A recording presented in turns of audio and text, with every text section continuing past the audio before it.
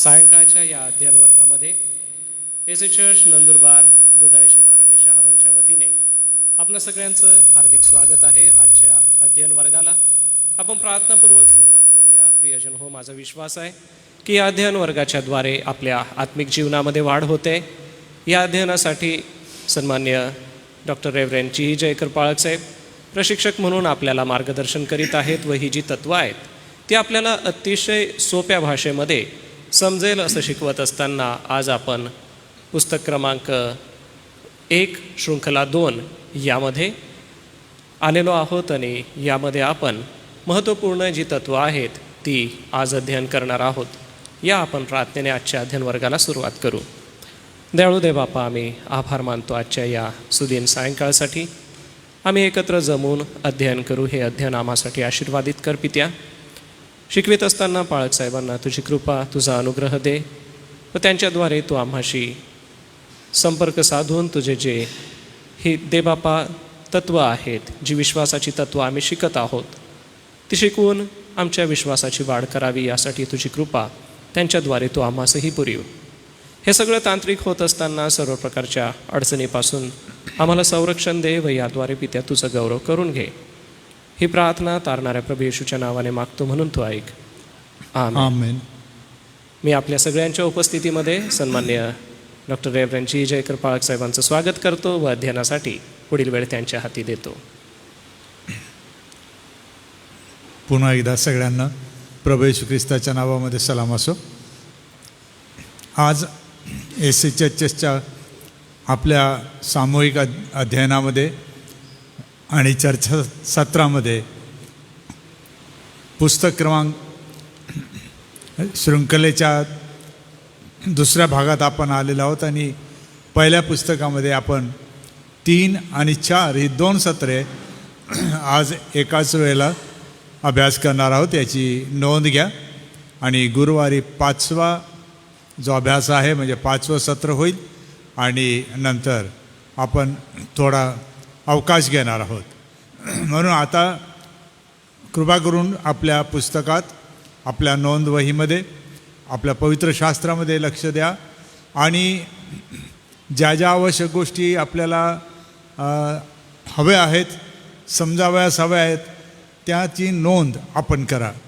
विशेषतः विवाह व्यवस्था किंवा विवाह संस्था याबद्दल आपण सध्या विचार करत आहोत आणि प्रत्येक सेवकाला, वडील मंडळाला ही काही तत्त्वे समजणं अत्यंत आवश्यक आहे.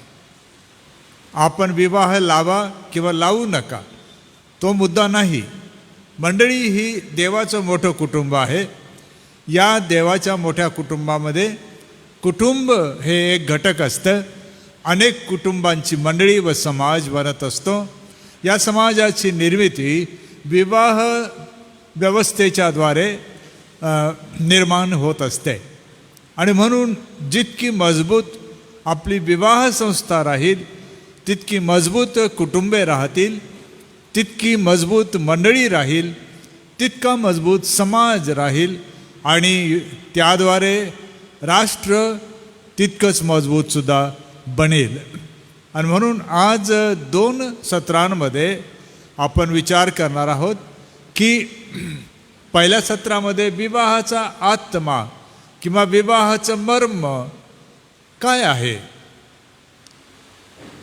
म्हणजे शरीर ज्या प्रकारे आत्म्याच्या द्वारे जिवंत राहते, त्याच प्रकारे विवाह संस्था किंवा व्यवस्था कशामुळे जिवंत राहील, कशामुळे ती प्रभावी ठरेल, कशामुळे ती आपल्या पुनरुत्पादन क्षमतेला योग्य काळापर्यंत सफल होऊ देईल. म्हणून पेत्र आपल्या पहिल्या पत्रामध्ये अध्याय 3 वचने 1 ते 7 यामध्ये काही मार्गदर्शन करतो आणि हे मार्गदर्शन आपण विवाहाचा आत्मा किंवा मर्म या विषयाला अनुलक्षून आपण बघणार आहोत. म्हणून कृपा करून जेव्हा जेव्हा आवश्यक आहे तर विस्तारित विवरण केलं जातं किंवा स्पष्टीकरण दिलं जातं. कृपा करून नोंद घ्याल. या आपण सर्वप्रथम देवाच्या वचनाकडे लक्ष देऊ आणि ते मी आपणा सर्वांसाठी वाचतो. पुन्हा एकदा सूचना तीच, कृपा करून बायबल सोसायटी ऑफ इंडियाचं सुधारित आवृत्ती वापरा, मराठीची आवृत्ती वापरा. अध्ययनासाठी इतर भाषांतरे तुम्ही वापरू शकता. तुलनेसाठी आवश्यक आहे, काही शब्द समजून घेण्यासाठी आवश्यक आहे. पण जर तुम्ही इतर भाषांमध्ये पंडित असाल तरच तो प्रयास करा. नाहीतर समजण्यासाठी लिव्हिंग बायबल जे आहे ते किंवा फिलिप्स बायबल जे आहे, ज्याला आपण पॅराफ्रेज्ड म्हणतो, त्याला थोडं समजावून सांगण्यासाठी जास्त शब्द वाक्ये यांची रचना केलेली आहे. त्यामध्ये तुम्हाला ते सांगितलं गेलेलं समजू शकेल. आणि म्हणून कृपा करून आपल्या नियमित अध्ययनासाठी बायबल सोसायटी ऑफ इंडियाची सुधारित आवृत्ती वापरा. ज्यामध्ये संदर्भ आहेत ती आवृत्ती वापरा.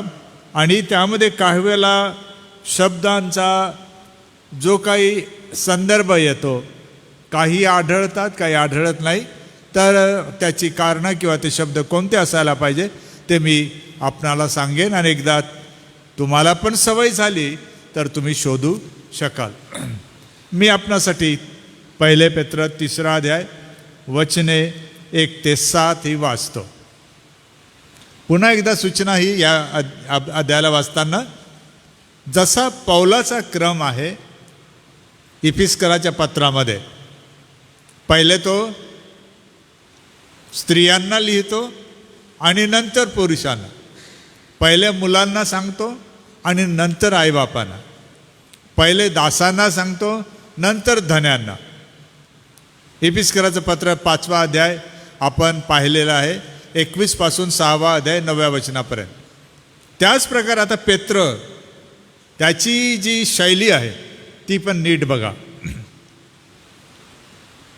तसेच स्त्रियांनो, तुम्हीही आपल्या पतीच्या अधीन असा, यासाठी की कोणी वचनाला अमान्य असले तरी तुमचे भिडस्तपणाचे निर्मल वर्तन पाहून ते वचनानं वाचून आपल्या स्त्रियांच्या वर्तनाने मिळवून घेतले जावे.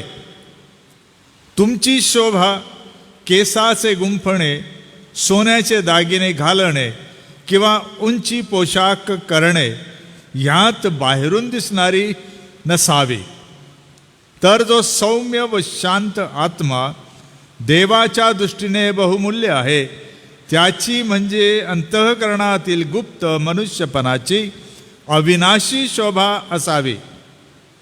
कारण ह्याप्रमाणे पूर्वी देवावर आशा ठेवणाऱ्या पवित्र स्त्रियाही आपल्या पतीच्या अधीन राहून आपणास शोभवित असत.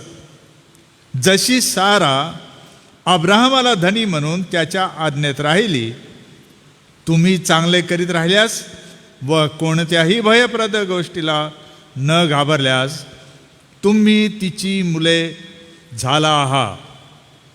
पतींनो, तसंच तुम्हीही आपल्या स्त्रियांबरोबर त्या अधिक नाजूक व्यक्ती आहेत म्हणून सुज्ञतेने सहवास ठेवा.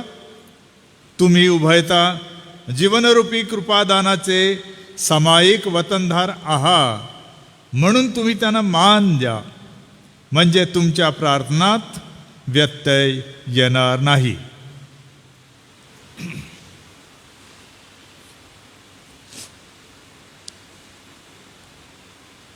काय आहे विवाहाचा आत्मा, विवाहाचा मर्म, किंवा विवाह जिवंत कोणत्या कारणामुळे राहतो, असा प्रश्न आपल्यासमोर आहे.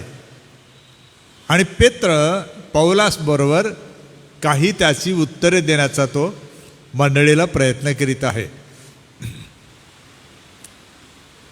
आणि जर आपण याचा आता व्यवस्थित विचार केला तर मला असं वाटतं की आपली विवाह व्यवस्था किंवा विवाह संस्था ही ढवळून निघायला पाहिजे. मला माहीत नाही, आपण बरेच जण सेवक आहात, आपण ह्या परिच्छेदाचा वापर केला असावा, परंतु जे आज विवरण मी देऊ इच्छितो ते मला असं वाटतं की आमूलाग्र विचारांचा बदल घडवून आणणारं आहे. म्हणून या अध्ययनाकडे काळजीपूर्वक लक्ष देताना आपल्या मनामध्ये पूर्वग्रह जर असतील विवाहासंदर्भात किंवा कोणासंदर्भात, तर ते देवाच्या आत्म्याला दूर करू द्या. आणि हा अभ्यास आपल्या सर्वांसाठी व एकमेकासाठी उपयोगी व्हावा, आशीर्वादित व्हावा आणि विशेष करून विवाह व्यवस्था ही पुन्हा सजीव व्हावी, फलवान बनावी, देवाच्या गौरवास कारणीभूत ठरावी.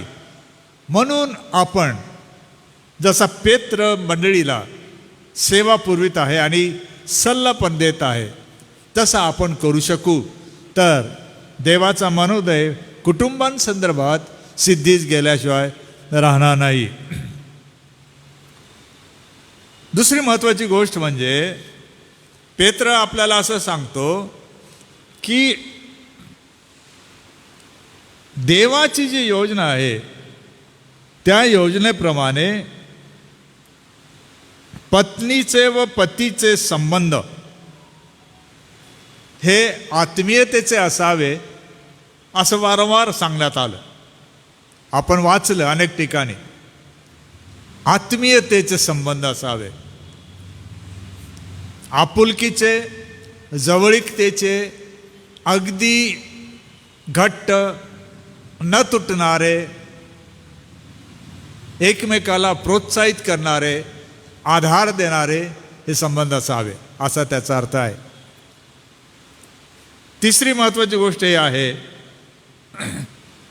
की हे सर्व नीट करीत असताना हे संबंध टिकविण्याच्या प्रयासामध्ये आपण आपली आंतरिक शोभा जी आहे तिला विसरता कामा नये. म्हणजे पेत्र असं म्हणतो, स्त्रियांनो शोभविणे चांगलं आहे, केसाचं गुंफणं चांगलं आहे, सोन्याचे दागिने चांगले आहे, उंची पोशाख चांगला आहे, परंतु तुमच्या अंतर्यामी म्हणजे आतल्या मीपणामध्ये जर ही शोभा नसेल तर तुमची बाह्य शोभा काहीही उपयोगी नाही. ती पुरुषांना आकर्षित करेल, प्रभावित करेल, त्यांना मोहित करेल, परंतु मूलभूत रूपाने देवाच्या योजनेप्रमाणे बदलून घेण्यासाठी त्यांना कधीही ती प्रोत्साहित करणार नाही. म्हणून स्त्रीचं किंवा पत्नीचं महत्त्व कुटुंबामध्ये कसं आहे हे पेत्र आपल्याला समजून सांगतो. आणि चौथी महत्त्वाची गोष्ट म्हणजे देवाची अपेक्षा आहे की देवाचा मनोदय कुटुंबाद्वारे सिद्धीस जावा आणि विशेषतः कुटुंबाचा जो आत्मा आहे तो स्त्रियांनी प्रथम आणि पुरुषांनी त्यांच्यासोबत नीट समजून घ्यावा.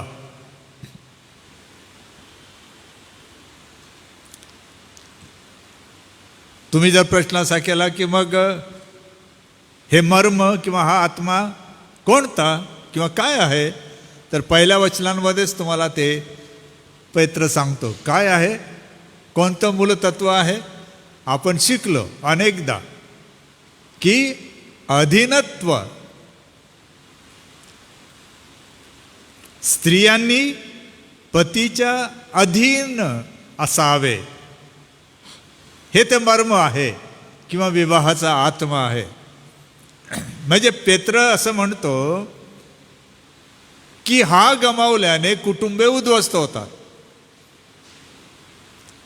कुटुंब बर्बाद होतात, कुटुंबाला झळ लागते, कुटुंबाचं नुकसान होतं.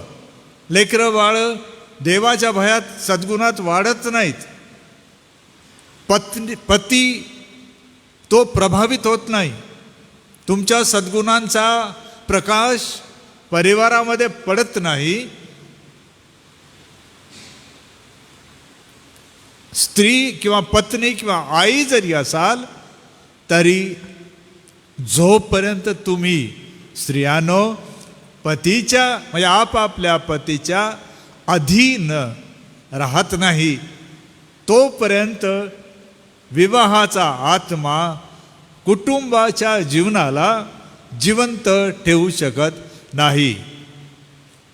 ज्या दिवशी तुम्ही विवाहाचा आत्मा म्हणजे अधीनता याचा गळा दाबाल, जीव माराल, या स्वभावाला सोडून द्याल, तोडून टाकाल, त्या दिवशी तुमचं वैवाहिक जीवन हे संपून जातं.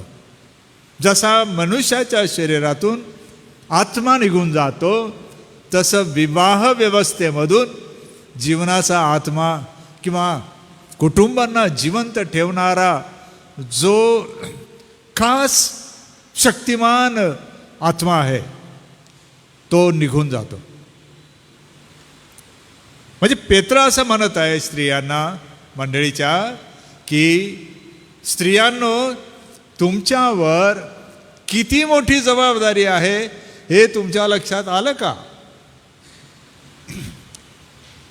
तुम्ही आपल्या कुटुंब व्यवस्थेचा प्राण सांभाळू शकता आणि ते करण्यासाठी तुम्हाला काय करायचं आहे? आपल्या पतीच्या अधीन राहण्यास शिकावं लागेल. आणि शेवटली पाचवी महत्त्वाची गोष्टी, हे सर्व करताना 7व्या वचनाच्या शेवटी सांगितलं, तुमच्या प्रार्थनात व्यत्यय येणार नाही. ज्या वेळेस विवाह व्यवस्थेमध्ये, कुटुंबामध्ये, वैवाहिक जीवनामध्ये अधीनतेचा आत्मा मरतो, मारला जातो, काढून टाकला जातो, तुडविला जातो, तर त्याचे दुष्परिणाम जेव्हा निपजतात तर त्यापैकी सर्वात मोठा दुष्परिणाम कोणता? तर तुमच्या प्रार्थना देवासमोर पोहोचत नाहीत, त्या फलवान होत नाहीत आणि तुम्हाला सुद्धा त्या प्रार्थना आशीर्वादित करीत नाहीत. तुमच्या पतीसाठी त्या आशीर्वादित होत नाहीत, तुमच्या लेकराबाळांसाठी त्या आशीर्वादित होत नाहीत, तुमच्या परिवाराला, घराण्याला त्या आशीर्वादित करत नाही, मंडळ्यांना करत नाही, तुमच्या मित्रमैत्रिणींना त्या प्रार्थना आशीर्वादित करू शकत नाही. का? कारण तुम्ही ज्या आत्म्याने म्हणजे आंतरिक जीवनाने हे करायला पाहिजे तेच तुम्ही टाळून दिलं, तेच तुम्ही काढून टाकलं, त्याचाच गळा तुम्ही घोटला. म्हणून हा जो विषय आहे पेत्राचा पौलापेक्षा थोडासा वेगळा आहे, परंतु त्याला असं म्हणायचं आहे की अधीनत्व हे मूलतत्व विवाहाचं काय आहे? मर्म. विवाहाचा काय आहे? आत्मा. पुष्कळ गोष्टी आहेत, पुढे आपण बघणारच आहोत.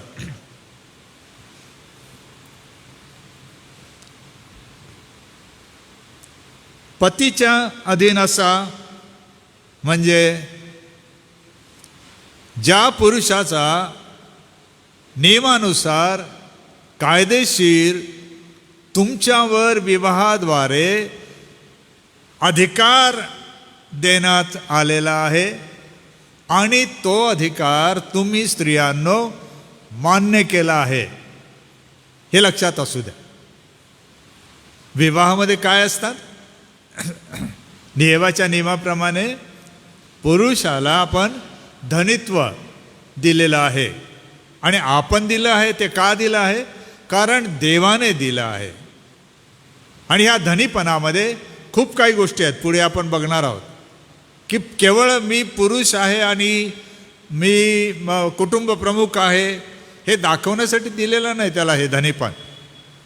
वेगळ्या काही गोष्टी दिलेल्या आहेत. त्यातल्या त्यात पहिल्या 2 वचनामध्ये अजून एक विलक्षण सत्य पेत्र मांडत आहे. तो म्हणतो कोणी वचनाला अमान्य असले. कोणाबद्दल बोलतोय तो? पतींबद्दल बोलत आहे. कोणते पती? जे ख्रिस्ती नव्हते ते, ख्रिस्ती झाले नाहीत ते, म्हणजे मिश्र विवाह होते.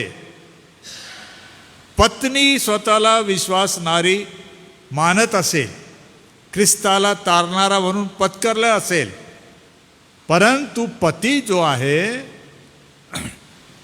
तो पती ख्रिस्ती नाही, येशूचा शिष्य नाही, त्याने देवावर विश्वास ठेवलेला नाही, त्याचं तारण झालेलं नाही. परंतु पत्नी त्या पतीबरोबर लग्न केलाय म्हणा किंवा लग्न न करता म्हणा राहत आहे. आणि ही पत्नी अनेकदा अशी म्हणत असेल, माझा असा विश्वास आहे एक दिवस माझा पती देवाच्या राज्यात मला दिसेल. हो ना, केवळ पत्नीची इच्छा नाही आहे, ही देवाची इच्छा आहे की कोणाचा नाश होऊ नये. परंतु पाऊल हा प्रश्न टाकतो मंडळीला, तुला काय माहीत आहे, कशावरून हा दावा तू करते स्त्री की तुझा पती जिंकला जाईल, तुझा पती वळेल, तुझा पती नवा जन्म पावेल, तो चांगला येशूचा शिष्य बनेल? हे कशावरून? त्याचं तारण तू करशील, करण्यासाठी काय करशील हे कशावरून? दुसरी बाजू त्याच्यामध्ये अजून अशी आहे, माझा पती हा ख्रिस्ती तर आहे, देवावर विश्वास न ठेवणार आहे, म्हणून मी त्याच्या अधीन राहणार नाही, मी त्याचं ऐकणार नाही, त्याची सत्ता माझ्यावर चालणार नाही, त्याचं धनीपण मला मान्य नाही. अशी सुद्धा मनोवृत्ती स्त्रियांमध्ये निर्माण झाली. परंतु पेत्र असं म्हणतो ते पण तुमचं चुकत आहे. ते देवाला आवडणारं वर्तन नाही. तुमचा पती कसाही असो, तुमचं काय कर्तव्य आहे, कोणत्या नियमावर तुम्ही चालायला पाहिजे? प्रेमाच्या. आपण अगोदर घेतल्या त्या गोष्टी. तुम्ही म्हणता प्रेमामुळे, तर दुसरी बाजू अधीनता, स्वेच्छेने देवाला समोर ठेवून. परंतु वर्तन केलं नाही तसं, तर कोणताही असा पती ख्रिस्ताकडे आकर्षित होत नाही. तुमचा दावा कसाही असो, किती तुम्ही सजा, नटून खटून देवळाला या, प्रार्थनेला जा, शास्त्र वाचा, कमवा, त्याच्याने हा जो ख्रिस्ती तर पती आहे तो देवाकडे वळणार नाही, त्यामुळे तो पश्चाताप करणार नाही. कसा तो देवाकडे वळेल? कदाचित त्याच वचनामध्ये आहे, आपल्या स्त्रियांच्या वर्तनाने मिळवून घेतले जावे. हा शब्द प्रयोग फार चांगला आहे. पुन्हा मिळवणे. परंतु स्त्रियांचं वर्तन कसं? एक आहे तिथे भिडस्तपणाचं वर्तन. जी स्त्री देवाचा अधिकार मानते म्हणते, त्याची व्यवस्था तिला मान्य आहे असं म्हणते, पतीचा अधिकार मान्य करते असे म्हणते, समाज आणि वडील मंडळीच्या मार्गदर्शनामध्ये जीवन जगते असं म्हणते, तर ती स्त्री श्रीमंत असावी, दागदागिने घालणारी असावी, ऊंची पोशाख असणारी असावी असेल. परंतु त्याशिवाय एक गोष्ट ती फार महत्त्वाची आहे. तिचं हे सर्व करत असताना भिडस्तपणाचं वर्तन.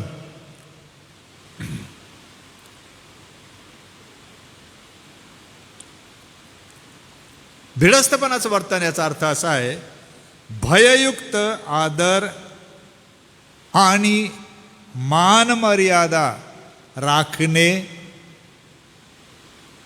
म्हणजे भिडस्तपणा. भययुक्त आदर आणि मान मर्यादा राखणे म्हणजे भिडस्तपणा.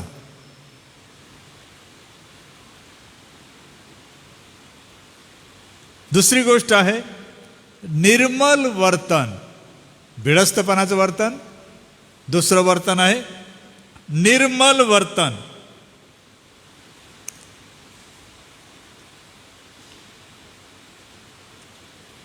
तुम्हाला मराठीचा अभ्यास हवा. मी अनेकदा ही सूचना आपणास करत आलो आहे की आपले जे शिक्षक आहेत, मराठी विषयाचे प्राध्यापक असतील, त्यांचे ज्ञानकोश असतील, त्यांचा वापर करा. कारण काही शब्द आपण सहज घेतो. हा शब्द आहे निर्मल. निर्मळ नाही. उगाच बोलताना, लिहिताना, सांगताना ल आणि ळ ह्याच्यामध्ये किती मोठा फरक आहे हे समजून घ्या. मल म्हणजे मानवी विष्ठा, केर, कचरा, घाण, तिटकारा येईल अशी दुर्गंधयुक्त सडलेली वस्तू असेल, प्राणी शरीर असेल, काय असेल ते असेल, त्याला मल. दुसरा शब्द मलमूत्र असं म्हणतात. म्हणजे मानवी विष्ठा, मानवी उत्सर्जन.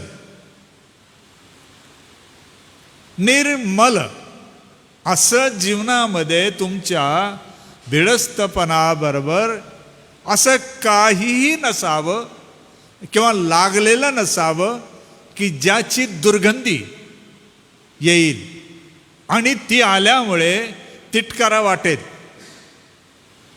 नकोसं वाटेल. तर उलट ते निर्मल असावं, जणू सुगंधमय. पौल म्हणतो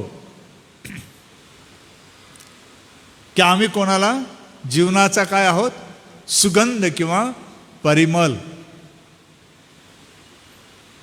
की असा हा जो पती आहे, जो देवाच्या योजनेविरुद्ध वागतो, कुटुंब योजनेला विरोध करतो, निष्ठावान न राहता वाकडे तिकडे जीवन जगतो, देवाच्या व्यवस्थेनुरूप त्यांचे जीवन रूपांतरित होण्यासाठी समर्पण करीत नाही, असा जो पती आहे, त्या पतीला तुमचं भययुक्त आदर, तुमची शिस्त आणि तुमचा सुगंध जीवनाचा त्याला आकर्षित करेल, प्रभावित करेल, तो मिळवला जाईल.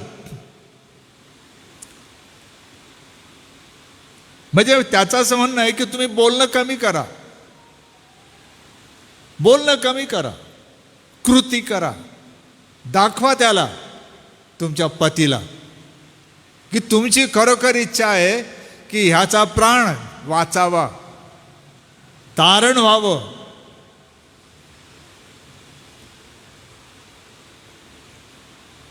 म्हणून तुमच्या अंतर्यामीचं तुमचं स्त्रीत्व हे त्याला शृंगार करा, त्याला सजवा, त्याला नटवा.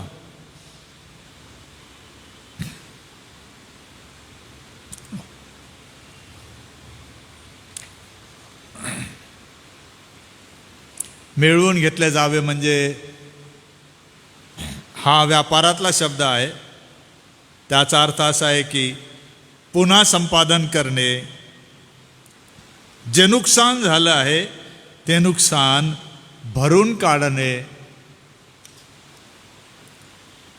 काही वेळेला हा शब्द युद्धासारखा आहे. त्यामध्ये आपला जो विरोधक वाटतो प्रतिपक्षाचा वाटतो तो जिंकला जावा, अशी देवाची इच्छा आहे, अशी देवाची योजना आहे. मिळवले जावे म्हणजे या प्रकारे व्यवहाराने चोख असायला शिका महिलांनो, स्वतःला अंतर्यामी सजवायला शिका महिलांनो, आणि त्यातल्या त्यात व्यवहाराने राहत असताना संपादन कसं करता येईल, पुन्हा कसं मिळवता येईल, यासाठी देवाकडे सतत एक म्हणजे प्रार्थना करणे आणि त्याने दिलेल्या वचनांप्रमाणे जगणे तुम्हाला करावे लागेल, असं पेत्र म्हणतो. वचन 4, 2 गोष्टी मी सांगितल्या, भिडस्तपणाचं वर्तन, निर्मल वर्तन. वचन 4 मध्ये आता आत्मा असा शब्द आलाय परत. सौम्य आत्मा, शांत आत्मा, जो देवाच्या दृष्टीने बहुमूल्य आहे. म्हणजे पेत्राचं असं म्हणणं आहे की तुम्ही सौम्यता आणि शांतता या आत्म्यांच्या द्वारे आपल्या स्वतःच्या आत्म्याला सजवा. तो जो गुप्त मनुष्य म्हणजे अंतर्याम आहे, बाहेरील शोभा तात्पुरती विनाशी आहे, अंतर्यामीची शोभा अविनाशी आहे. आणि ही अंतर्यामीची शोभा अविनाशी आहे हे कसं कळेल तुम्हाला? तुमच्या सौम्य आणि शांतीपूर्ण आत्म्यामुळे कळेल. स्त्रियांनी या गोष्टीकडे लक्ष द्यावं असं पेत्राचं म्हणणं आहे.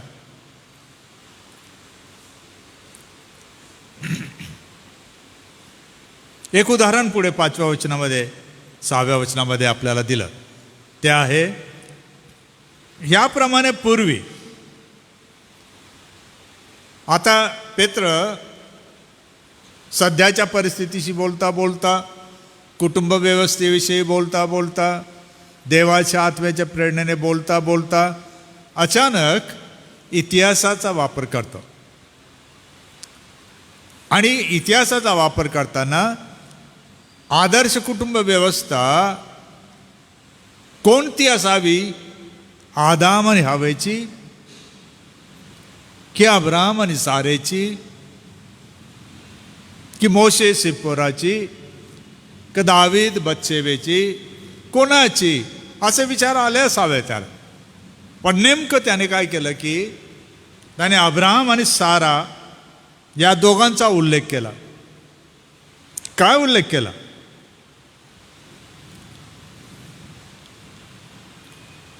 अधीन असणारी कुटुंबे किंवा स्त्रिया काय करत होत्या असं विचारलं तर पहिली गोष्ट आहे वचन 5, देवावर आशा ठेवणाऱ्या स्त्रिया. तो स्त्रियांना प्रोत्साहन देत आहे की तुम्ही घाबरू नका, धीर धरा, तुमचं वर्तन असू द्या व्यवस्थित, सजवलेलं, चांगल्या प्रकारे वागा. कारण पूर्वी अशा स्त्रिया झाल्या आहेत. आणि अशा चांगल्या स्त्रिया, धनीच्या अधीन, पतीच्या अधीन राहणाऱ्या स्त्रिया काय करीत होत्या? पहिली गोष्ट, देवावर आशा ठेवणाऱ्या. आणि आजच्या समाजामध्ये याला फार काळजीपूर्वक घ्यायला पाहिजे आपण. सर्व झाल्यावर देवाची योजना समजून घ्यायला लोक येतात, तरी हरकत नाही. पण इतका उशीर होतो की जे नुकसान झालं त्याची भरपाई करता करता नाकी नऊ येते, नाहीतर होतच नाही. समाज व्यवस्था आहे, सांस्कृतिक मापदंड आहेत, नियम आहेत, कायदे आहेत, सरकार दरबार आहे, पोलीस आहेत, निरनिराळ्या प्रकारच्या व्यवस्था जगात उपलब्ध आहेत.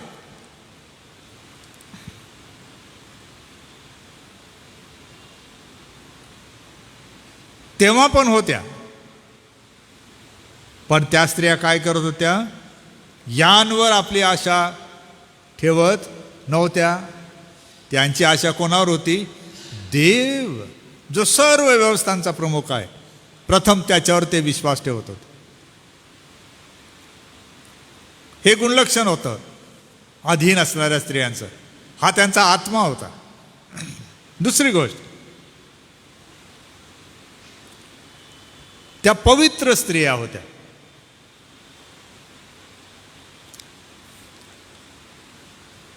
पवित्र म्हणजे वेगळ्या प्रकारच्या.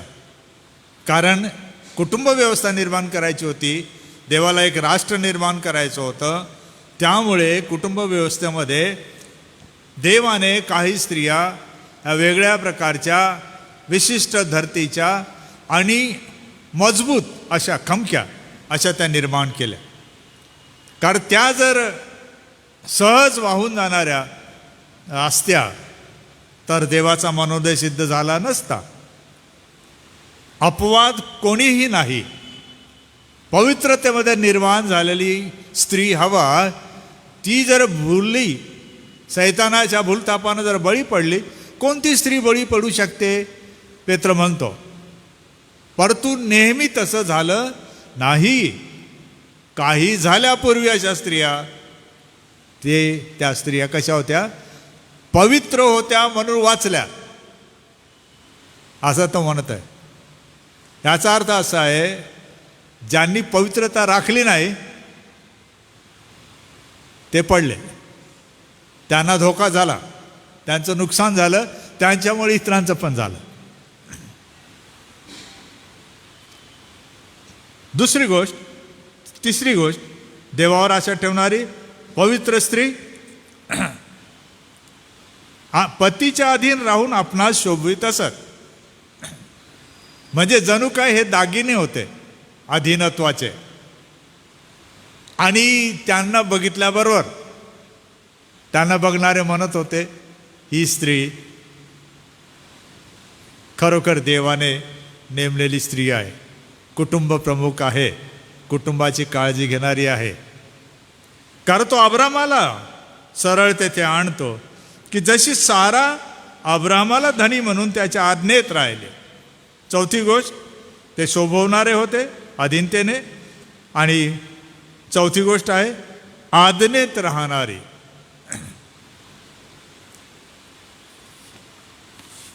येथे खूप वाद आहेत ख्रिस्ती समाजात, सर्व जगात, इव्हँजेलिकल मंडळांमध्ये. कोणी कोणाच्या अधीन राहावं?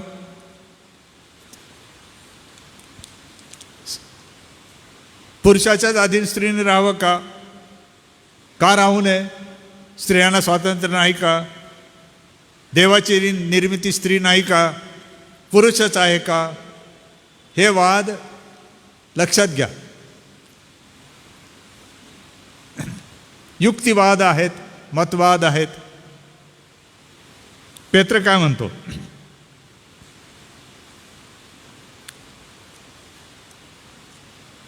जी स्त्री देवभय धरते, पतीला मिळवण्याची अपेक्षा बाळगते, त्याचं भलं चाहते, त्याला स्वर्गाचं राज्य मिळावं असं जिला वाटतं, ती केवळ पवित्रच राहत नाही, ती त्या पतीच्या आज्ञेत राहते. कशी? जसा दास धन्याच्या तशी पत्नी पतीच्या. म्हणून तो शब्द आलेला आहे धनी. Lordship of man over woman, असा तो शब्द प्रयोग आहे. आणि पाचवी गोष्ट, या स्त्रिया चांगले करीत राहिल्या. उदाहरण देताना पेत्र म्हणत आहे, अधीन राहणाऱ्या स्त्रीचं लक्षण काय? नेहमी काय करत होत्या त्या? आपल्या स्वतःचं, परिवाराचं, पतीचं, लेकराबाळांचं, नातेवाईकांचं काय करीत होत्या त्या? चांगलं करीत होत्या. नवरा विश्वासणारा नाही, तो आपल्या मनाचा राजा झालेला आहे. तो देवावर भरोसा करीत नाही, त्याच्या नियमांना पाळत नाही, कसाही वर्तन करतो. हे जरी खरं होतं तरी पत्नींनी किंवा स्त्रियांनी चांगलं करण्याचं कधीच टाळलं नाही असं पेत्र म्हणत आहे. हा संघर्ष आहे फार मोठा मंडळांमध्ये पण परिवारांमध्ये पण, की काय अशा त्रासदायक पुरुषाबरोबर अशा स्त्रीने राहावं का, टिकावं का. त्याला उपाय काय आहे? घटस्फोट, पैसा भरून झगडा मोडणे, सोडून देणे की जीव घेणे, काय काय काय काय उपाय आहेत. पेत्र म्हणतो हे उपाय आहेत ते देवापासून नाहीत. तुम्हाला काय करायचं आहे? त्यांचं काय करा, तुम्ही चांगलं करा. आता चांगलं करण्यामध्ये काय आहे याची नोंद मी काय तुम्हाला देत नाही. तुम्ही आपल्या वह्यांमध्ये नोंद करा.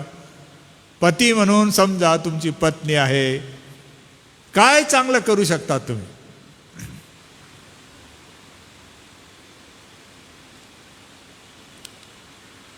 कोणत्या बाबतीमध्ये करू शकता?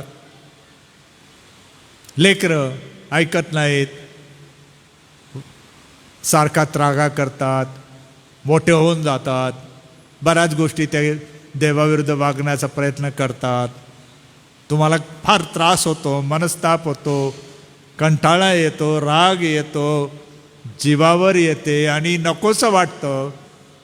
असं जरी असेल तर तुम्ही आपल्या लेकरांसाठी, अशा उन्हाळ लेकरांसाठी काय करा? कोणतं चांगलं करा? का सोडून द्याल? वाऱ्यावर सोडून द्याल? जगा कसं जगायचं ते, मरा कसं मरायचं ते, अशी आपली प्रवृत्ती असेल का? की चांगलं कराल? हे फार महत्त्वाचं आहे. चांगलं करण्याचं सर्वात मोठं उदाहरण मुलांबद्दल कोणतं आहे? शुभवर्तमानांमध्ये हरवलेला पुत्र, उधळ्या पुत्र ज्याला आपण म्हणतो. इतकं सर्व झाल्यावरही बापाने काय केलं? चांगलंच केलं. बापाला त्या मुलाच्या दयनीय अवस्थेची, केलेल्या नुकसानाची, त्याच्या कुठल्याही वर्तनाची बापाला कमी चिंता होती. मला माझा मुलगा मिळेल, मी त्याच्यासाठी चांगलं तेच करीन, असं बाप मनामध्ये ठरवून त्याची वाट पाहत होता. आणि प्रार्थना हा तोच विषय आहे की जेव्हा तुम्हाला आणि मला अशा वर्तनाची आपल्या पत्नीकडून, आपल्या पतीकडून, आपल्या परिवाराकडून, लेकराबाळांकडून अपेक्षा आहे, तर वाट बघत असताना साधन काय आपल्याजवळ? एक प्रार्थना. प्रार्थना करा.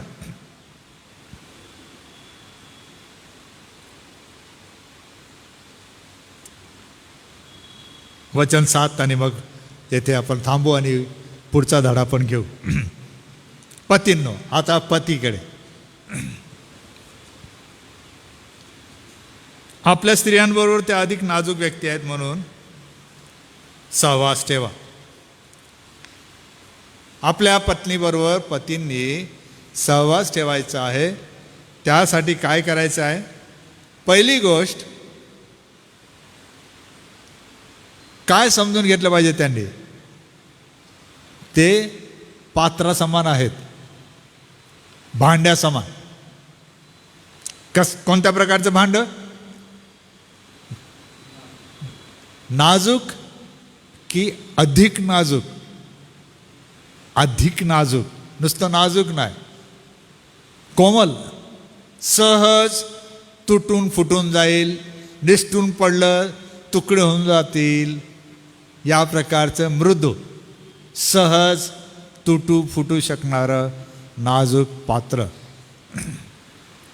जरी स्त्रीला माणसाच्या एका बरगडीपासून बनवलं असं आपण पवित्र शास्त्रात लिहिल्याप्रमाणे ऐकतो, तर त्याचा अर्थ हा पण आहे की स्त्री मातीतून नाही बनवली तर माणसाच्या बरगडीतून आज जर आली तर ती चांगली तगडी आहे, मजबूत आहे, कणखर आहे. परंतु मूलतः काही कारणामुळे तिने आपला टणकपणा गमावला. बागेमध्ये देवाविरुद्ध वागण्यामुळे. त्यामुळे ती आता कशी झाली आहे? नाजूक, अधिक नाजूक होती. नाजूक आता पतनानंतर, पापानंतर अधिक नाजूक झालेली आहे. ही गोष्ट पहिले लक्षात ठेवा, असं पतींना आता तो सांगत आहे. मग अधिक नाजूक ज्या गोष्टी असतात, आपण त्यांच्याशी कसं वर्तन करायला पाहिजे, असा पेत्र प्रश्न करत आहे मंडळीला आणि पुरुषांना. ठोसाठोसी कराल, हातापायांचा वापर कराल, दंडुक्यांचा वापर कराल, कठोर शब्दांचा प्रहार कराल. ज्या वेळेस आपण असं करू पुरुष म्हणून, तिला तडाव जाईल आणि जास्तच मोठा प्रहार झाला तर ती भंग पावेल. तिचं आत्मिक जीवन, तिचं आंतरिक जीवन, तिचं वैवाहिक जीवन, वैचारिक जीवन तडा जाईल त्याला. आणि तो तडा दुरुस्त व्हायला कालांतराने शक्य जरी झालं तरी पडलेली रेषा, ती जखम, त्याचे व्रण तिथे राहतात, असं पेत्र म्हणत आहे. म्हणून सहवास ठेवताना नुसता सहवास ठेवू नका. कसा सहवास ठेवा? सुज्ञतेने, समजून उमजून त्यांच्याशी सहवास ठेवा.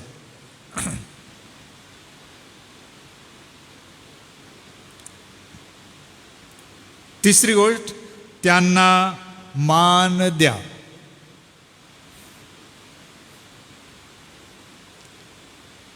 आता हे जे विषय आहेत जे मी उपस्थित करत आहे, तुम्हाला या पुस्तकामध्ये एक वाक्यप्रयोग आला असेल किंवा शब्दप्रयोग आला असेल की सांस्कृतिक गोंधळ, कल्चरल कन्फ्युजन, हा एक विषय आहे जो आपल्याला सविस्तरपणे आपल्याला शिकायला पाहिजे की कल्चरल कन्फ्युजन काय आहे, सांस्कृतिक गोंधळ म्हणजे नेमकं काय. कारण बऱ्याचदा विवाह या आत्मिक व्यवस्थेमध्ये येण्या अगोदर समाज आणि संस्कृतीच्या प्रभावाने एकत्र त्यांची स्थापना होते. मग एका बाजूने दुसऱ्या बाजूला जायचं तर त्यावेळेला कधी कधी विरोध, त्रास, झगडा किंवा गोंधळ निर्माण होतो. असं जेव्हा आहे तर पुरुषांनी काय करायचं, विशेषतः पुरुषांनी, असं जरी असेल, स्त्रीला आपल्या पत्नीला काय द्यायचं आहे? मान द्यायचा आहे. का बरं मान द्यायचा आहे? आपल्याला पुरुषाबरोबर स्त्रीला देवाने जीवनरूपी कृपादानाचे सामायिक वतनदार बनविले आहे. देवाने काय केलंय स्त्री आणि पुरुषाला? जीवनरूपी कृपादानाचे सामायिक वतनदार बनवलेलं आहे दोघांना.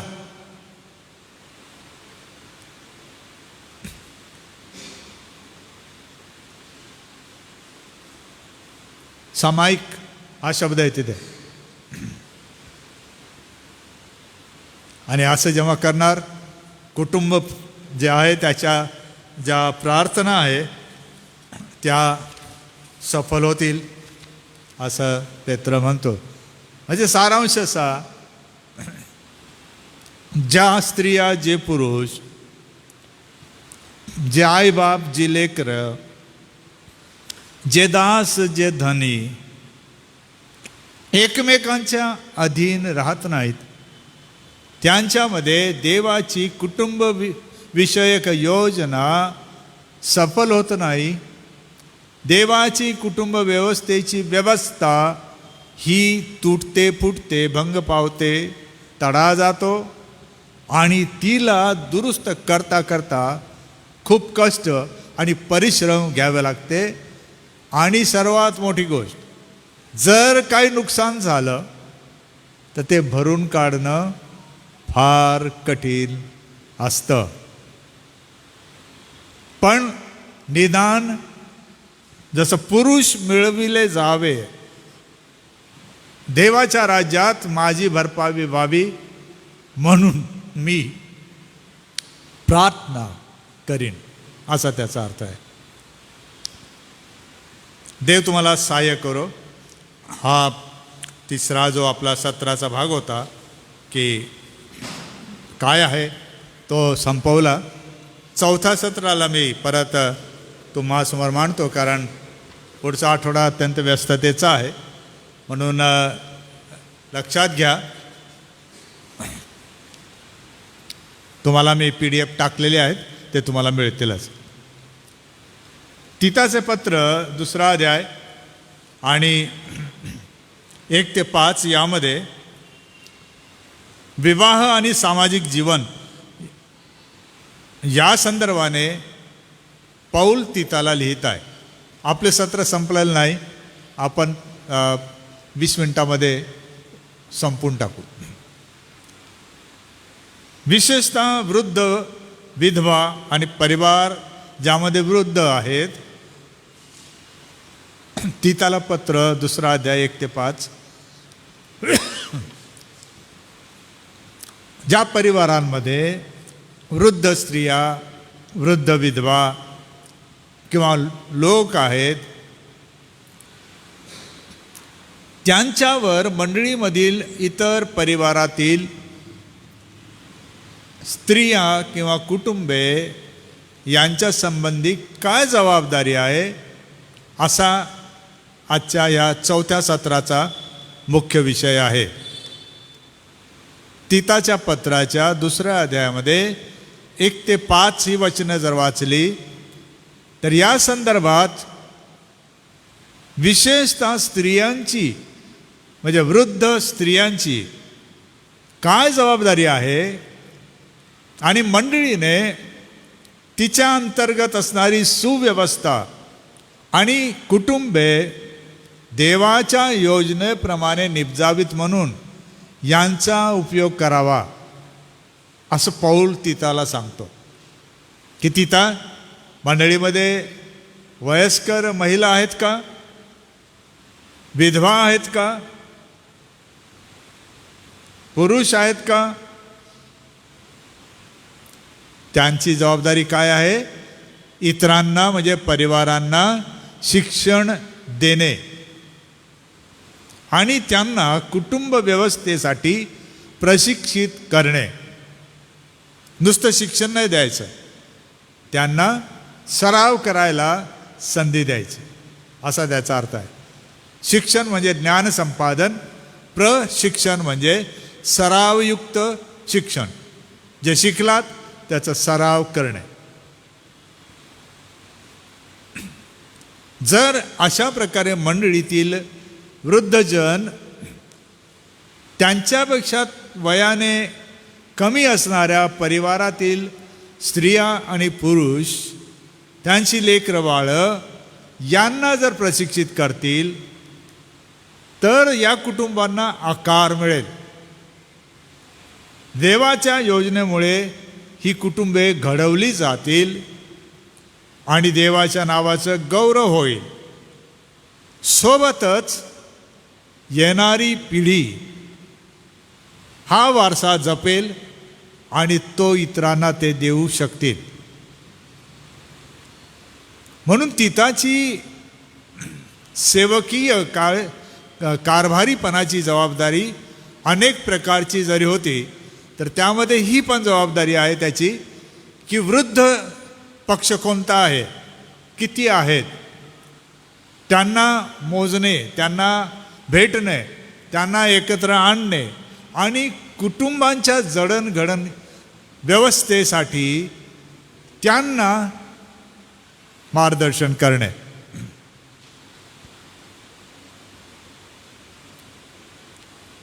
तो म्हणतो, तू तर शिक्षणाला शोभते, जे शोभते ते बोल. आपण अगोदर काही सत्रांमध्ये तीताबद्दल माहिती घेतलेली आहे, तुम्हाला मी ती दिलेली आहे. परंतु बोल हा शब्द मी अनेकदा आपल्याला सांगितला की का बरं तीताने बोललं पाहिजे. आणि मूळ शब्द जो आहे तीताला, तू तर सुशिक्षणाला जे शोभते ते बोल, म्हणजे तुझे शब्द शिष्टाचाराप्रमाणे शोभणारे व मोजून मापून असणारे असावेत. काही स्वैर बडबड करू नको. शिष्टाचारास शोभेल असे. जसं वृद्धास बापा समान बोल, है ना. वृद्ध स्त्रीस आई समान, तरुण स्त्रिया बहिणीं समान, तरुण पुरुष भावा समान. समजून उमजून, कारण बोलणं आवश्यक आहे. आणि सेवकांनी मंडळीमध्ये बोललं पाहिजे. देवाने जे शिकवलं ते मंडळीला सांगितलं पाहिजे की मंडळी, देवाने मला हे शिकवलं, मी हे शिकलो, मला हे समजलं. कोणता लेखक काय सांगतोय सांगणं सोपं आहे.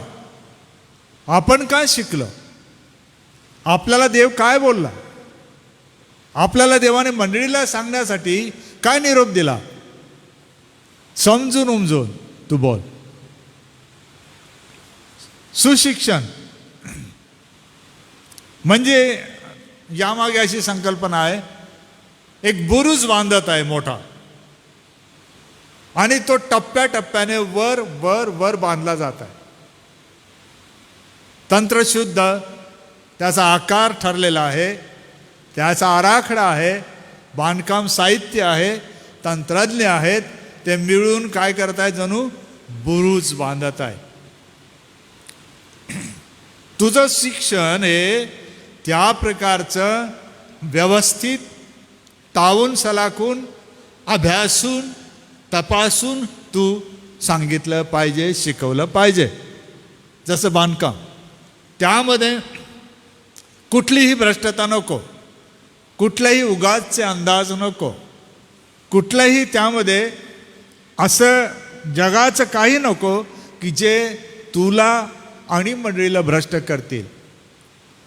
तिथं तुझं बोलणं निरोगी असावं असं पाऊल सांगतो. सुदृढ असावं, त्यामध्ये कुठल्याही प्रकारच्या रोगाचे जंतू नसावेत, नाहीतर ते ऐकणाऱ्यावर दुष्प्रभाव टाकतील, आजारी पाडतील. मग 2 वचनामध्ये तो येतो, वृद्ध पुरुष कसे असावेत. ही त्यांची, वृद्ध पुरुष म्हणजे वडीलधाऱ्या माणसांची जबाबदारी काय. वृद्ध हा शब्द जो आलेला आहे इथे, हा शब्द आहे वयाप्रमाणे तर वडील आहेच, परंतु राजदूताप्रमाणे असणारे लोक, म्हणजे प्रतिनिधी असणारे, सन्मान्य प्रतिनिधी, ज्यांना नेमलं आहे आणि पाठवलं आहे की जा आमचं प्रतिनिधित्व करा, हे लोक ते आहेत. मंडळीचे वडील त्यामध्ये काही लोक कसे आहेत, ज्यांना नेमलं, ज्यांना पाठविलं, सॉरी, ते कसे असावे. मग आता ते नेहमीचे शब्दप्रयोग आहेत, मी तुम्हाला त्याचं विवरण दिलेलं आहे. नेमस्थ 1, गंभीर 2, मर्यादशील, विश्वास, प्रीती, सहनशीलता यामध्ये दृढ, असे हे लोक असावे. 3 गोष्टी करताना 3 गोष्टी व्हाव्यात.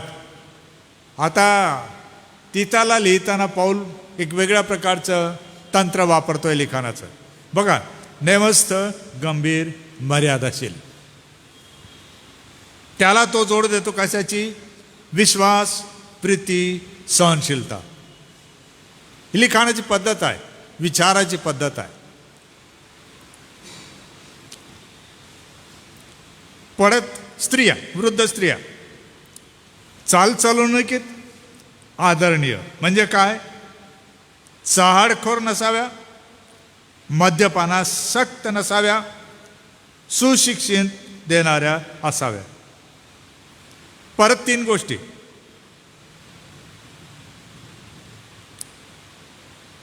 आदरणीय, चहाडखोर नसतात.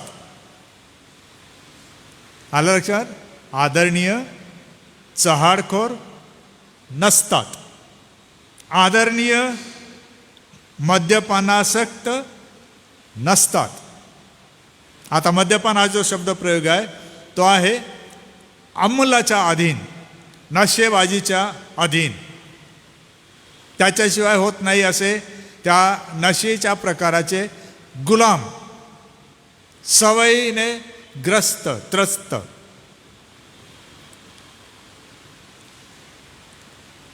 कशा असाव्या पण मग? सुशिक्षण. परत तो शब्द आलाय, सुशिक्षण. अजेंडा काय त्यांना? वचन 4. त्यांचा अजेंडा काय? त्यांनी तरुणांना म्हणजे स्त्रियांना काय करावे? बोलावे का? आता नाही, त्यांना शिक्षण द्यावे. किती वेळेला पाऊल आणि पेत्र आणि हे लेखक हे शिकवत आहेत. मंडळीच्या विकास आणि वाढीमध्ये सर्वात मोठा दुवा म्हणजे शिक्षण. काय शिक्षण द्यावे? कौटुंबिक शिक्षणाची ही रचना. कोणता शब्द प्रयोग येईल इथे? घरगुती मजकूर, नमस. काय असायला पाहिजे?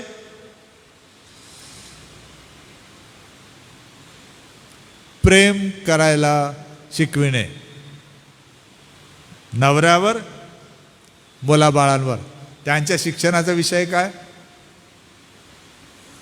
आपल्या नवऱ्यावर, आपल्या मुलाबाळावर प्रेम कसं करावं, है ना?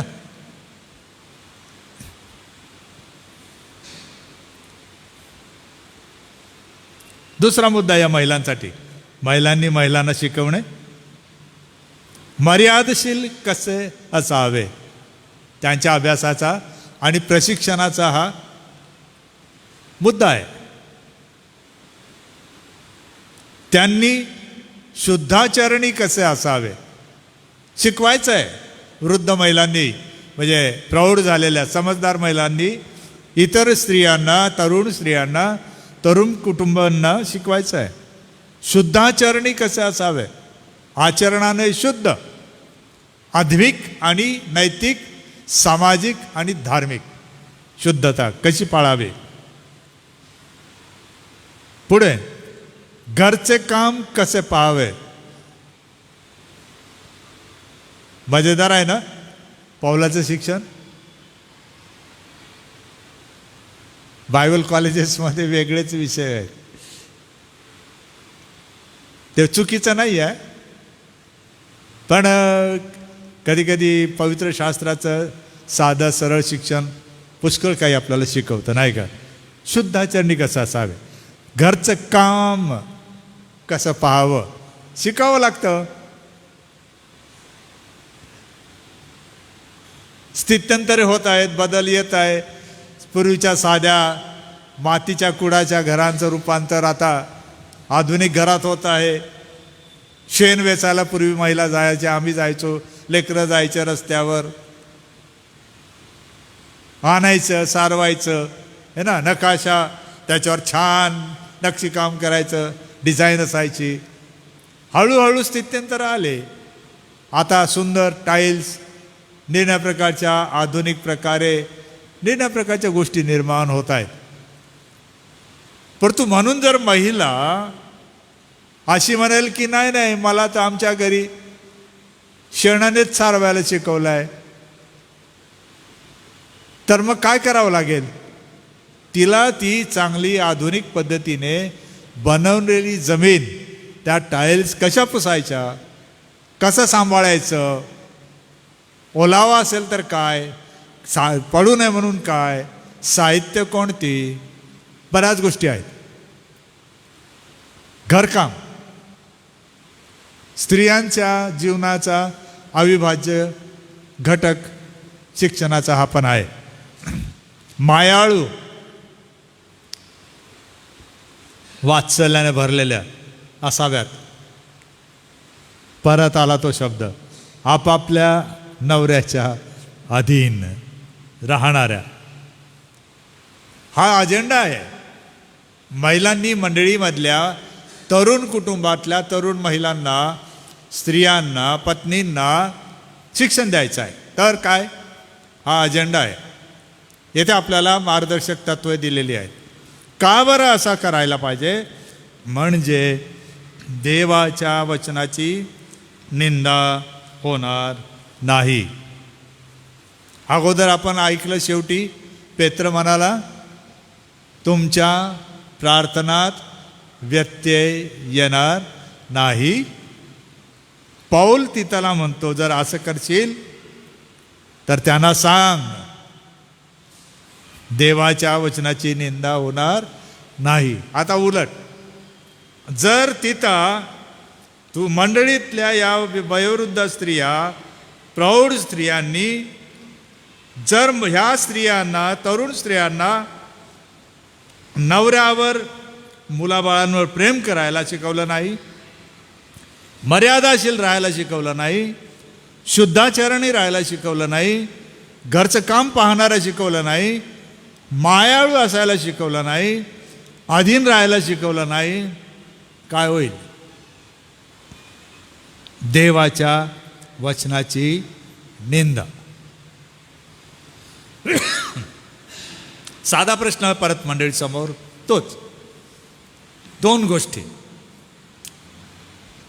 तिसऱ्या सत्रामध्ये शेवट झाला, म्हणजे प्रार्थनात व्यत्यय येणार नाही. याचा अर्थ असा आहे, मंडळीमध्ये आणि कौटुंबिक जीवनामध्ये प्रार्थनांना फार व्यत्यय येत आहे,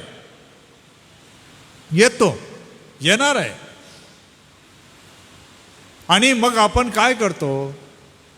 ज्या गोष्टी प्रेषितांनी शिकवल्या त्याकडे लक्ष न देता सामाजिक, सांस्कृतिक, कायदेविषयक अशा अनेक गोष्टी, आणि ह्या कोणत्याच सापडल्या नाही तर एक आहेच बसलेला, तो म्हणजे शैतान. आपण त्याला दोष देतो आणि मोकळे होतो. तुम्हाला ठाऊक आहे का की या प्रकारे केल्याने काय होत आहे? अस्ताव्यस्त सर्व कुटुंब होत आहेत. दुसरी बाजू, परदेशीय शिक्षणाने, ख्रिस्ती शिक्षणाने मंडळांवर चुकीचा प्रभाव पडत आहे. कोणता? आपण वैयक्तिकरित्या देवाला जबाबदार आहोत. सर्वात मोठं उदाहरण, कुटुंबाच्या जबाबदारीला देव किती गंभीरपणे घेतो हे कुठे बघतो आपण? नोहा आणि त्याच्या परिवारात.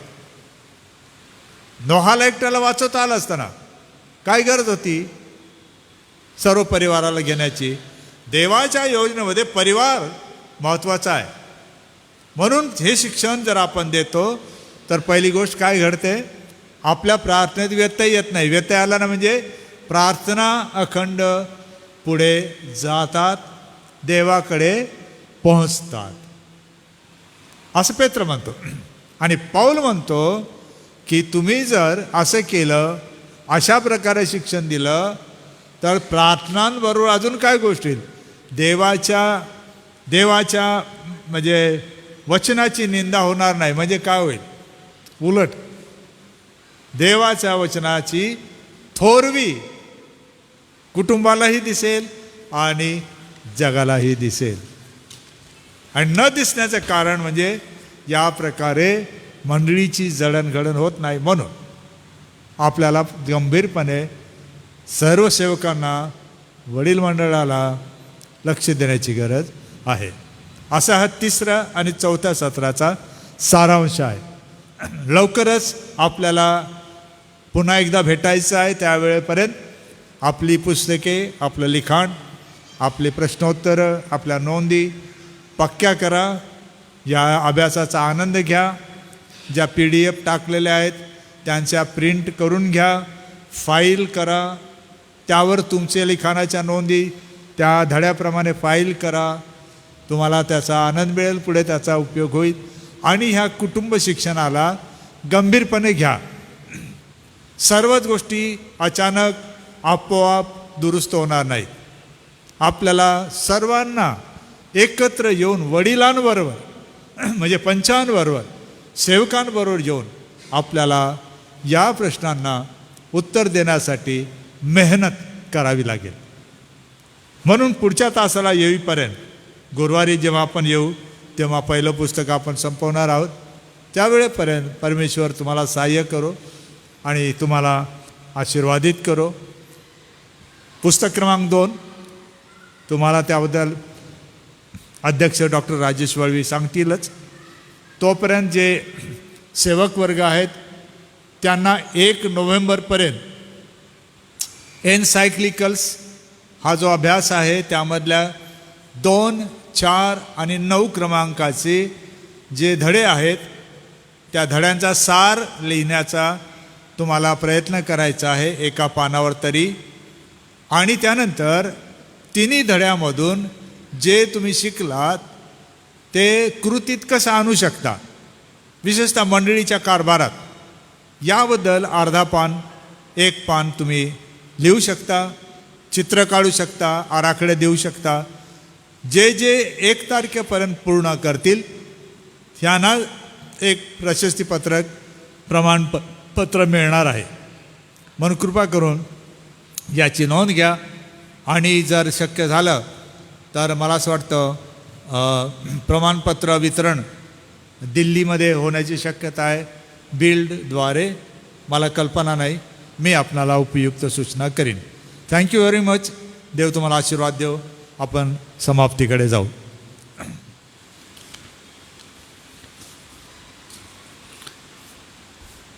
आज सायंकाळी पुन्हा एकदा मी प्रभूला धन्यवाद देतो आणि आभार मानतो डॉक्टर रेव्हरेंड ग्लॅडविन पाळक साहेबांचे. आजचं अध्ययन तारणाऱ्या प्रभू श्री ख्रिस्तामध्ये आशीर्वादित झालेलं आहे. पुस्तक क्रमांक 1 शृंखला 2 मधून विवाह या विषयावर. आणि म्हणून उपस्थित आदरणीय देवाचे दास आहे, सिनियर सचिव आहे, पंच आहे, जे ऑनलाईन उपस्थित आहे देवाचे प्रभूचे दास, त्यांचे देखील मी आज सायंकाळी आभार मानतो. यावेळेस आम्ही प्रार्थना करणार आहोत शेवटची. विशेष आजच्या अध्ययनासाठी, पुढील येणाऱ्या सर्व अध्ययनासाठी आम्ही विशेष प्रार्थना करणार आहोत. तसंच रुतबाई मार्वेन रायसा चिंचपाडा येथील जी अनुप पाळकाची मामी आहे, तिचं अल्पशा आजाराने आज निधन झालं. त्या कुटुंबियांची देखील आम्ही विशेष आठवण करणार आहोत. आमच्या मंडळीमध्ये जे वयोवृद्ध आहे, वडीलजन, त्यांची देखील आम्ही विशेष आठवण करणार आहोत. आणि सर्व देवाचे दास, त्यांची देखील आम्ही आज विशेष आठवण करणार आहोत. मी विनंती करतो की आपल्यामध्ये आदरणीय सचिव आहे लवनेश सर, ते पुढे येतील आणि प्रार्थना करतील. प्रभूची प्रार्थना म्हणू आणि आशीर्वाद आदरणीय रेव्हरंड पठारे पाळक हे आपणास देतील.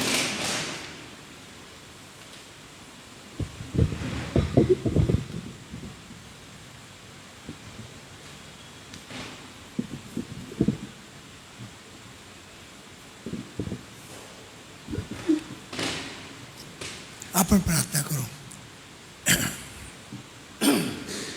हे माझ्या पवित्र पवित्र पवित्र सणाधीश पवित्र परमेश्वरा, तुझ्या नावाला धन्यवाद असो, तुझी स्तुती असो, तुला गौरव महिमा असो. पवित्र परमेश्वरा, आज आम्हाला जो अध्ययन मिळालं पवित्र परमेश्वरा, त्याबद्दल आम्ही तुझे आभार मानतो. आणि पवित्र परमेश्वरा, जो गहन रीतीने पवित्र परमेश्वरा जे शास्त्रवचन असतं पवित्र परमेश्वरा, त्याचा उलगडा अतिशय चांगल्या रीतीने पाळक साहेबांनी करून दिला, त्याबद्दलही आम्ही तुझे आभार मानतो. पवित्र परमेश्वरा, खरोखर स्त्रियांनी आणि पुरुषांनी पती पत्नीने कसं वागावं लेकरांनी कसं वागावं यासंबंधी पवित्र वचन हा जो आम्हाला आज संदेश मिळाला आहे देवा, त्याबद्दल आम्ही तुझे आभार मानतो, तुझी स्तुती करतो. आज दोन्ही धड्याकडे आम्ही बघत असताना पवित्र वचन तू आमच्या अंतःकरणाशी बोललेला आहे आणि पवित्र वचन तुझं वचन आमच्या अंतःकरणाशी बोललेलं आहे देवा. त्याबद्दल आम्ही तुझ्या नावाला धन्यवाद देतो, तुझी स्तुती करतो, तुला गौरव महिमा देतो. बाळकसाहेबांवरती तो पुलिसात पाठव, त्यांचं सहाय्य मदत कर. त्यांनी जो अभ्यास करून पवित्र वचन आम्हाला मार्गदर्शन केलेलं आहे, तुझी कृपा दया त्यांच्या डोक्यावरती ठेव, त्यांचं सहाय्य कर. त्यांच्या सर्व व्यवसायामध्ये आणि पवित्र वचन पुढीलसुद्धा त्यांना बोलायचं आहे आणि पवित्र वचन ते पुढील जे अध्ययन करणार आहेत पवित्र वचन ते आशीर्वादित कर आणि पवित्र वचन आम्हाला तुझ्याकडनं बहुत योग्यरित्या मिळावा म्हणून पवित्र वचन आमच्या अंतःकरण तुझ्या हवाली तू स्वीकारून घे. पवित्र वचन अनुप बाळकांच्या पवित्र वचन जे नातेवाईक आहेत, या बाई वारलेले आहेत पवित्र वचन त्या घरातल्या सर्व लोकांसाठी प्रार्थना करतो, त्यांचं तू सहाय्य कर, त्यांना शांतीचा आत्मा दे, त्यांचं दुःख निवारण कर, त्यांना सांत्वन कर, तुझी कृपा दया त्यांच्या डोक्यावर ठेव आणि पवित्र वचन त्या घरातलं दुःख दूर कर. बाळकसाहेब आणि जे तिथे जात आहे त्यांचा प्रवास सुखाचा आनंदाचा कर आणि सुखरूपपणे अनुपाळकांना परत घेऊन ये. पवित्र वचन आम्ही जे जमले आहोत ते आम्हा सर्वांवर तुझं प्रवेशात पाठव. त्याचप्रमाणे आमच्या मंडळीतले जे वृद्ध लोक आहेत आणि वृद्ध माता आहे त्यांच्यावर तू प्रवेशात पाठव, तुझी कृपा दया त्यांच्या डोक्यावर ठेव आणि पवित्र वचन पेत्राने जी काळजी घेतलेली आहे प्रत्येक गोष्टीची, त्याबद्दल आम्ही तुझ्या नावाला धन्यवाद देतो.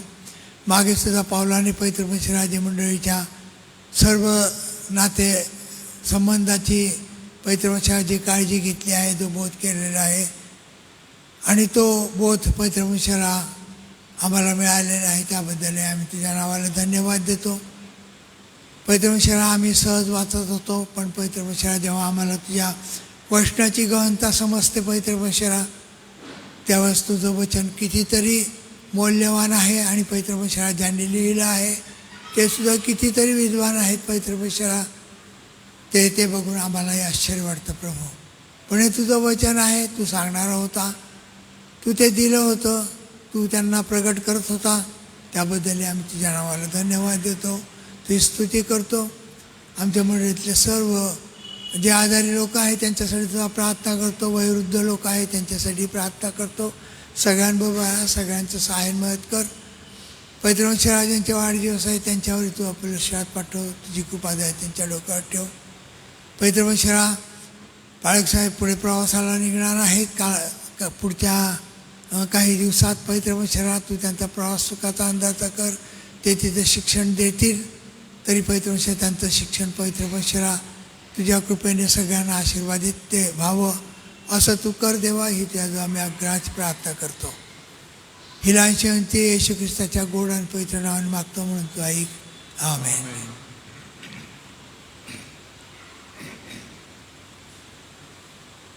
प्रभूची प्रार्थना म्हणू. हे आमच्या स्वर्गातील पित्या, तुझे नाम पवित्र मानले जाऊ, तुझे राज्य हो, जसे स्वर्गात तसे पृथ्वीवर, तुझ्या इच्छेप्रमाणे हो. आमची रोजची भाकर आज आम्हास दे, जसे आमच्या विरुद्ध केले तसेच तो आमच्या सर्व नकोस तर आम्हा सर्व वाटप सोडू, कारण की राज्य सामर्थ्य गौरव ही सर्व काळ तुझीच आहे. आमेन. आणि आता आपला तारणारा प्रभू येशू ख्रिस्ताची कृपा, देवापाची प्रीती आणि पवित्र आत्म्याची गोड संगती या अध्ययनामध्ये सहभागी झालेल्या सर्व प्रभूच्या दासांबरोबर आणि विशेष करून त्या दुःखित परिवाराबरोबर, त्यांच्या नातलग आप्तजनांबरोबर, देवाची मंडळी आणि इस्रायल राष्ट्र याबरोबर आता आणि सदा सर्व काळ असो. आमेन. ईश्वरा तू मजला सांभाळ, आयुष्यभर राखितो कराव प्रभूचे